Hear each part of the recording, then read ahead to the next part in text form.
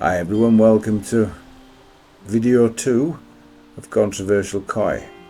So, let's talk about filtration. The single most important thing, apart from the water.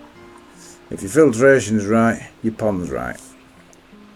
Ever wondered why these koi keepers on the internet will run filters like moving bed, plastic media filters, K1, K2 or whatever we're up to now, and all the other similar types of filter? They post so many videos about bacterial issues, getting flukes again, trichodina or costia, pH fluctuations or crashes, problems in buffering, dead fish, growth problems, etc, etc. It's because that type of filtration, frankly, everybody, simply isn't good enough. It's as simple as that. And I'd put bead filters, tempests, drums, bottom drains, UV lights, the whole kit and caboodle into that bracket as well. Simply put, folks, you can churn pieces of plastic around in water all day long, but until you're getting continual and massive levels of oxygen saturation, which that type of filtration can never deliver, you'll also never achieve 100% biologically clean water, and your problems will just continue, necessitating yet more fluke solve, FMG, chloramine T, etc, etc. Oh, on that note, incidentally, never add any of those products to your main pond. The idea that they'll just knock back your filter is very optimistic, especially with potassium permanganate. They'll actually give your filter a damn good kicking, from which it could take months to recover, and in which time you're probably going to lose fish. A treatment and quarantine pond are absolutely a must.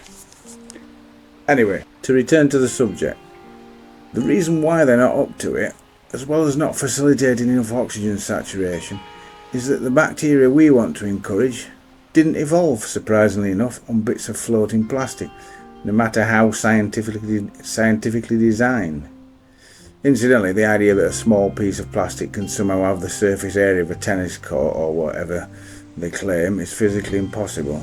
It won't improve biological filtration to anywhere near the manufacturer's data claims.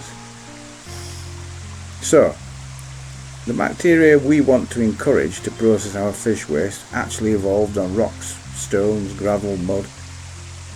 In fact, any type of natural material which forms the bottoms of lakes, riverbeds, swamps, boggy ground, etc., whether exposed to well-oxygenated water and the correct levels of trace elements and minerals to form their cell walls and structures. When conditions are right, they'll grow in billions and form a film of whatever surface they're colonising.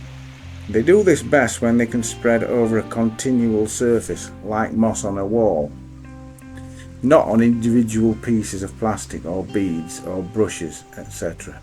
Believe me, folks, there's only one filter media you'll ever need, and it's one that you won't need to remortgage your house to buy, and that's rock and gravel, particularly thin slate pieces and chunks of sandstone and chalk.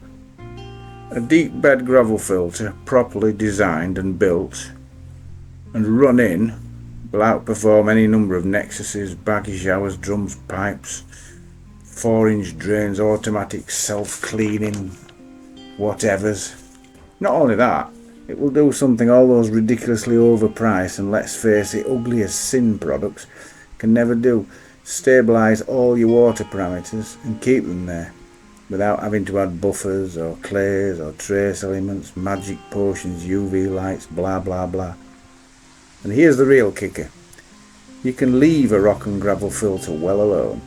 You don't have to clean it, you don't have to do anything to it at all. In fact, I haven't touched either of mine, in months, maybe just to move a pebble or two. And of course, you have the joy and pride that you created them. They're beautiful to own and beautiful to look at. Can anybody really say that about a Nexus or a Burton or a drum or a UV system? I don't think so. I'll show you how to build one in my next vid. And if you're about to go and buy a moving bed plastic media and blow hundreds on K1, K2 or whatever to fill it, and the completely useless pond bombs and bacterial gels that you're told you need, don't. Try the chippy instead. It's better value for money. See you in the next vid, folks. Oh, by the way, if I get enough requests and subscribers, I can do a video series on how to build a heated indoor tropical swimming pool for under £5 like the one you've just seen, or a sauna, or summer house, or hot tub house, all coming soon. All for far less than if you bought them. Can I just reiterate, my videos are aimed at people who've always wanted a pond but think they can't afford one, what with all the utterly ridiculous and massively overpriced products out there.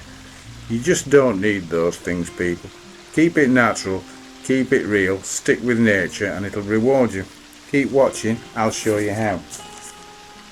Oh, PPS folks, if you're not fortunate enough to be physically capable of doing the building, you still get to do the design and layout, and just hire someone who is capable. The pride and joy of having built your own pond in this way is still something which off-the-shelf pond and filter owners will never experience.